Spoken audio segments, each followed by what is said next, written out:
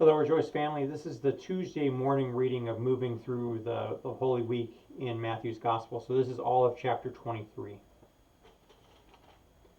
Then Jesus said to the crowd and to his disciples, "The scribes and the Pharisees sit on Moses' seat. Therefore do whatever they teach you and follow it. But do not do as they do, for they do not practice what they teach. They tie up heavy burdens hard to bear and lay them on the shoulders of others, but they themselves are unwilling to lift a finger to move them. They do all their deeds to be seen by others, for they make their phylacteries broad and their fringes long. They love to have the places of honor at banquets and best seats in the synagogues, and to be greeted with respect in the marketplace, and to have people call them rabbi.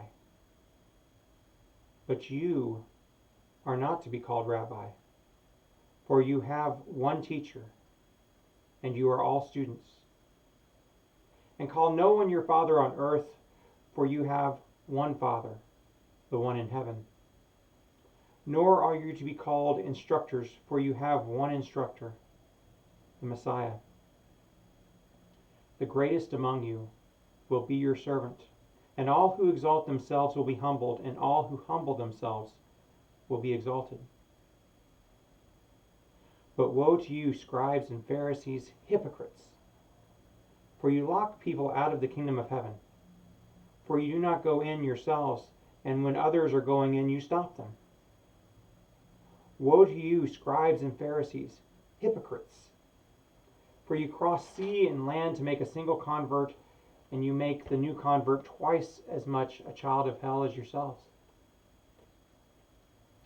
Woe to you, blind guides, who say, "Whoever swears by the sanctuary is bound by nothing, but whoever swears by the gold of the sanctuary is bound by the oath."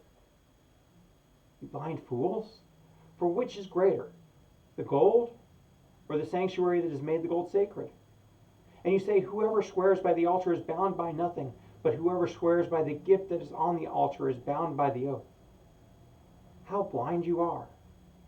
For which is greater, the gift on the altar or the altar that makes the gift sacred? So whoever swears by the altar swears by it and everything on it. And whoever swears by the sanctuary swears by it and the one who dwells in it. And whoever swears by heaven swears by the throne of God and the one who is seated upon it. Woe to you, scribes and Pharisees, hypocrites! For you tithe mint, dill, and cumin, and have neglected the weightier matters of the law, justice and mercy and faith. It is these you ought to have practiced without neglecting the others. You blind guides! You strain out a gnat, but swallow a camel. Woe to you, scribes and Pharisees, hypocrites! For you clean the outside of the cup and the plate, but inside they are full of greed and self-indulgence. Blind Pharisee, first clean the inside of the cup, so that the outside may also become clean. Woe to you, scribes and Pharisees, hypocrites! For you are like whitewashed tombs, which on the outside look beautiful, but inside they are full of bones of the dead and of all kinds of filth.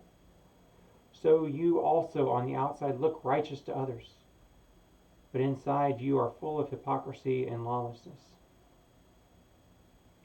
Woe to you, scribes and Pharisees, hypocrites!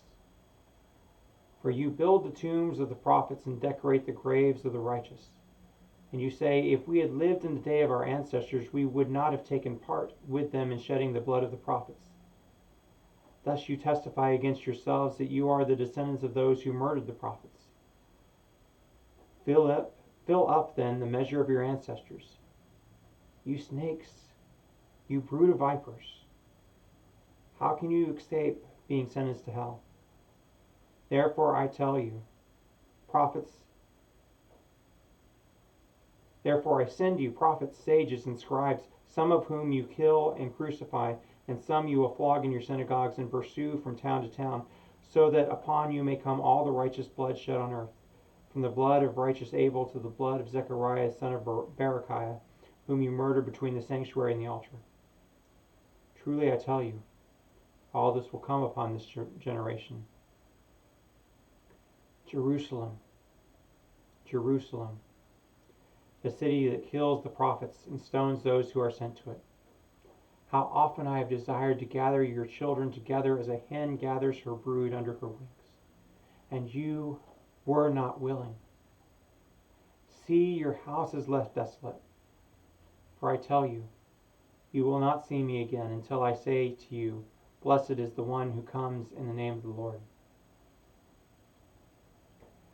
So just a real quick note on what's just been read. I know that this is a really,